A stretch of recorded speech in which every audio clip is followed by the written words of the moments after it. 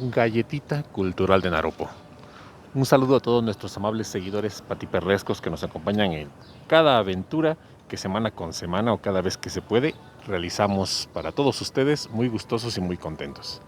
El día de hoy nos encontramos, como pueden ver, en una de las plazas que a mi parecer y a mi opinión personal es una de las más bonitas de la Ciudad de México. Estamos en nada más y nada menos que en la Plaza Tolsa, localizada sobre una de las calles con mayor historia de la Ciudad de México, la calle de Tacuba. Y en este lugar, además de poder observar estos portentos de construcción histórica que ya tocaremos en futuras galletas culturales, como es el maravilloso e imponente Palacio de Minería, el Museo Nacional de Arte, el famoso Munal, y en aquel costado una esquina bastante curiosa donde hay esculturas de emperadores prehispánicos que también tocaremos en una futura galleta cultural.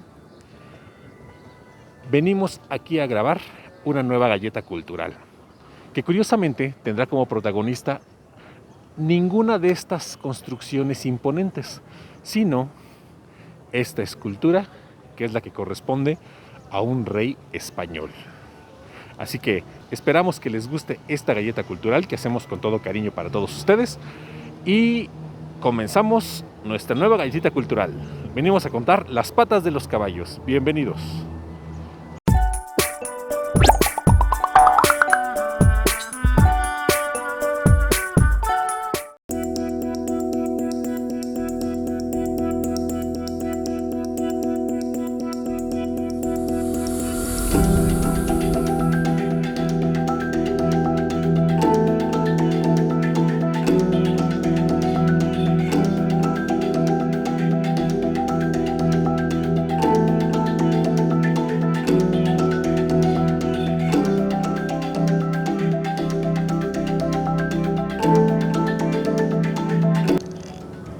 Desde que yo era muy joven, que iba en la preparatoria, era inevitable frecuentar este lugar, esta hermosa plaza.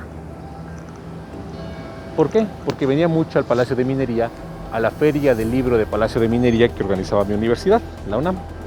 Y fue inevitable poder observar innumerables veces la famosa estatua ecuestre del rey Carlos IV de España, elaborada por una personalidad muy reconocida en el ámbito de la arquitectura mexicana, que fue el arquitecto español Manuel Tolsá, del cual esta plaza toma su nombre.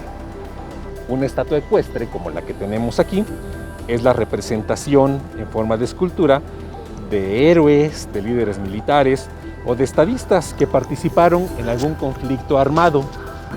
El origen de las esculturas ecuestres se remonta a la antigua Roma.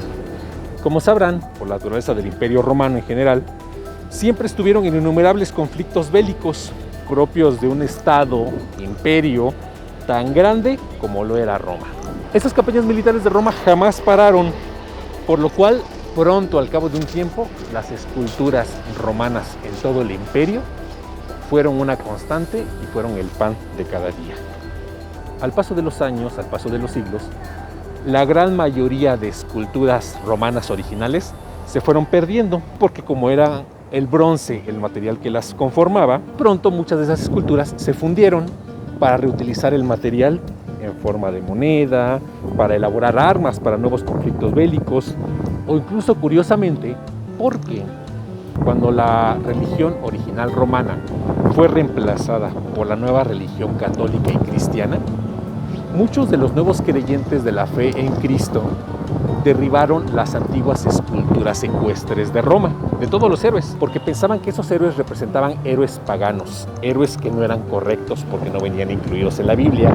Solamente se salvó una, y la escultura romana que se salvó fue la estatua de Marco Aurelio, un famoso emperador romano, pero que era pagano, pues por la simple y sencilla razón de que los nuevos cristianos confundieron a Marco Aurelio con Constantino. Constantino fue el emperador romano que estableció a la religión católica como la oficial en Roma, anulando el resto de creencias y de religiones anteriores. Los nuevos cristianos le tuvieron mucho aprecio. Desgraciadamente no lo conocían muy bien, lo confundieron con Marco Aurelio y por eso la gran estatua de Marco Aurelio de Roma sigue en pie, se conservó. Y originalmente esa estatua se encontraba en la Plaza Letrán, en la ciudad de Roma. Después se trasladó al lado del famoso Monte Palatino. Específicamente se trasladó a la Plaza del Campidoglio. Esa plaza curiosamente es obra de Miguel Ángel. Y posteriormente se trasladó a los museos capitolinos, también en Roma, donde se exhibe en la actualidad. Actualmente, en el Campidoglio, se localiza una reproducción de esa estatua, que curiosamente es mucho más visitada que la original, pues muchas personas ignoran que es una reproducción y olvidan visitar el original cuando va a Roma. La escultura original de Marco Aurelio lleva exhibida ininterrumpidamente 8 siglos, 800 años. Es decir, está expuesta al público desde antes que la cultura inca se asentara en Perú. Cuando en México los aztecas todavía ni existían y la cultura dominante eran los toltecas. Imagínense la antigüedad, imagínense el tiempo que lleva expuesta esa gran escultura de Marco Aurelio. Esta escultura de Marco Aurelio es de un carácter muy realista. Muestra claramente detalles faciales tanto del emperador como el caballo, por lo cual es llamativo que los primeros cristianos la hayan confundido con Constantino el Grande. Fue tal la perfección de esta estatua que pronto se convirtió en la base y la inspiración de muchas esculturas ecuestres realizadas posteriormente, específicamente en la época del Renacimiento, y por ende fue influencia para futuras esculturas del mundo entero. Por todo esto se dice que la estatua ecuestre más importante del mundo es la de Marco Aurelio en Roma. Hasta el día de hoy no se sabe quién es el autor original de esa gran escultura romana. ¿Y qué tiene que ver la escultura de Marco Aurelio en Roma con esta escultura que se localiza en Plaza Tolsa en la Ciudad de México? Si ustedes recuerdan, en la galleta cultural que elaboramos ya hace algún tiempo, llamada ¿A qué huele el caballito?, hablamos de esta misma escultura. La escultura de Carlos IV fue diseñada, construida y llevada a cabo por el arquitecto español Manuel Tolsa. Además de representar al rey Carlos IV de España, tiene como curiosidad que se localizó en diferentes partes de la ciudad. Estuvo un tiempo en el zócalo de la ciudad, rodeada de una curiosa balaustrada de piedra, de la cual se conservan algunos registros elaborados en forma de litografías. Se colocó también en el cruce de las avenidas Bucareli y Reforma, en donde ahora se ubica el Caballito de Sebastián. De hecho, el Caballito de Sebastián, esta gran escultura amarilla muy representativa e inconfundible de la Ciudad de México, se colocó en ese lugar haciendo referencia y homenajeando a esta misma escultura que se colocaba ahí anteriormente. Y también un tiempo estuvo en el patio del Colegio de San Carlos. Muchos años después, esta escultura corrió el riesgo de ser destruida, porque en la pata del caballo que señalamos en este punto, se encuentra pisando algunos elementos típicos de la armada prehispánica.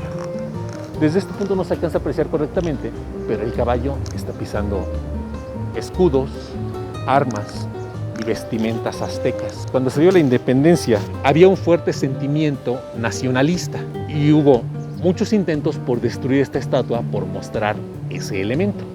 La estatua se salvó y se colocó en este lugar, en la Plaza Tolsa.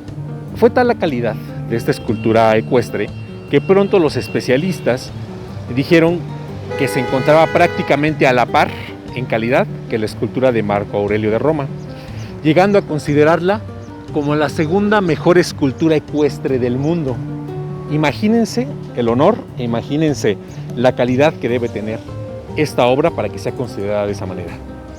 Y curioso que todos los días pasan frente a ella muchísima gente, muchísimos autos, y no saben el tesoro que tienen frente a ellos. La segunda mejor escultura ecuestre del mundo está aquí, frente a todos los mexicanos que pasan todos los días frente a ella y la pasan por alto.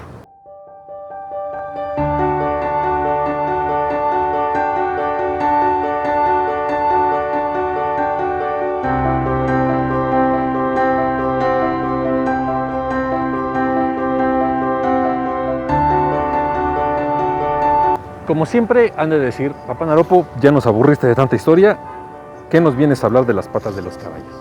Venimos a hablar de una curiosa historia y de un curioso mito. que habla acerca de las patas de las esculturas de los caballos ecuestres.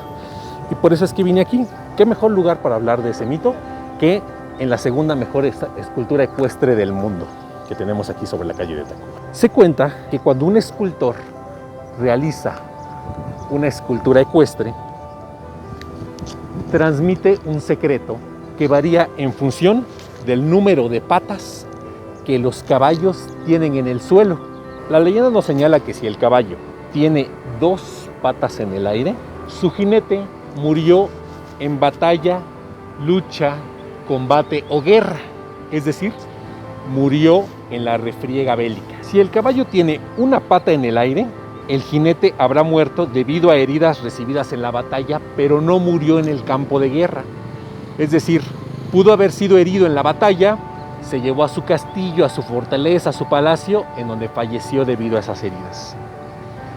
Y si el caballo no tiene ninguna pata en el aire, murió por causas naturales o ajenas a conflictos bélicos.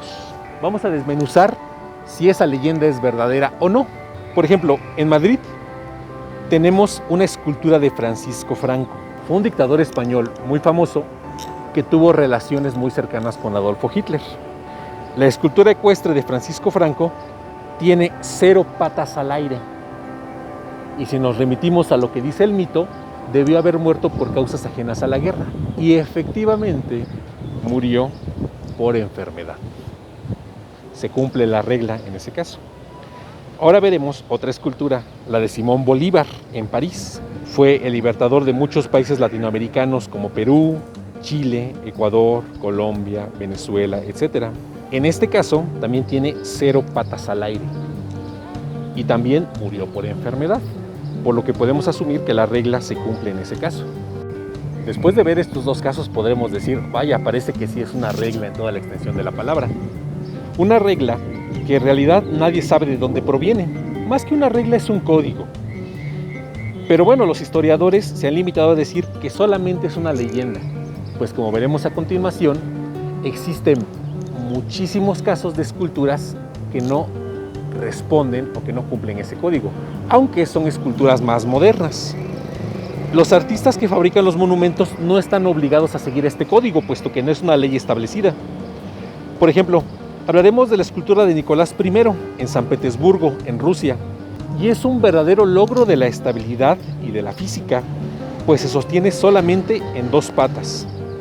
Hay 2 teorías sobre la muerte del zar: suicidio por perder una guerra o una enfermedad debido a lo debilitado que se encontraba por las batallas perdidas. Veremos ahora la escultura de Simón Bolívar en Venezuela. Está suspendido en 2 patas, pero curiosamente Simón Bolívar murió por una enfermedad, por lo cual la escultura ecuestre habría tenido que tener las 4 patas en el piso. La escultura ecuestre más grande del mundo es de Gengis Khan, en Mongolia. Rinde honor obviamente al conquistador asiático. No tiene ninguna pata levantada, todas están en el piso. Aquí dejaremos el beneficio de la duda porque la causa de la muerte de Gengis Khan es desconocida. No se sabe cómo murió. La estatua de José de San Martín, en Lima, Perú, una escultura que no hace mucho incluso vimos en la visita que realizamos a este hermoso país sudamericano. Representa también al héroe de la independencia latinoamericano que ya comentamos, fue libertario de muchos países, Perú incluido. Tiene una pata en el aire, por lo cual, según el código de las esculturas, tuvo que haber muerto como resultado de las heridas de los conflictos bélicos en los que participó. Pero la verdad es que aquí el código se equivoca, puesto que murió de causas naturales. Como podrán ver, existen varios ejemplos de personajes en esculturas ecuestres en donde el código sí se cumple y hay muchas otras en donde el código no se cumple.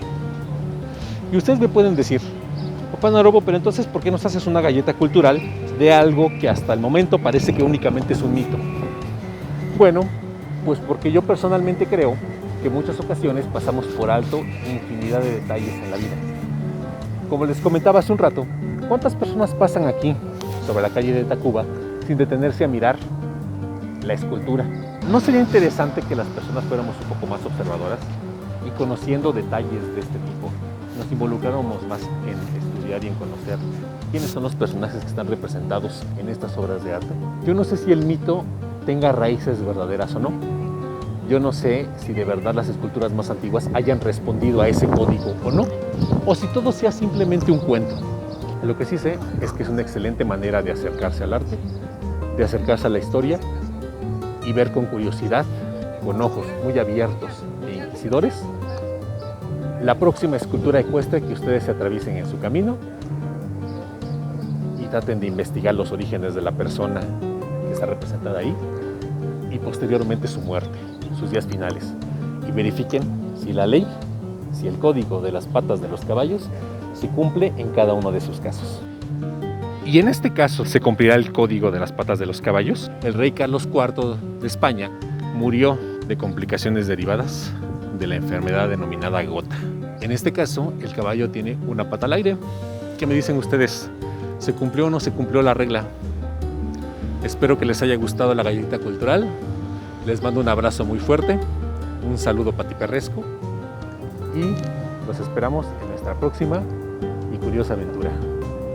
Desde la hermosa Plaza Tolsá, que tengan muy buen día a todos. Adiós.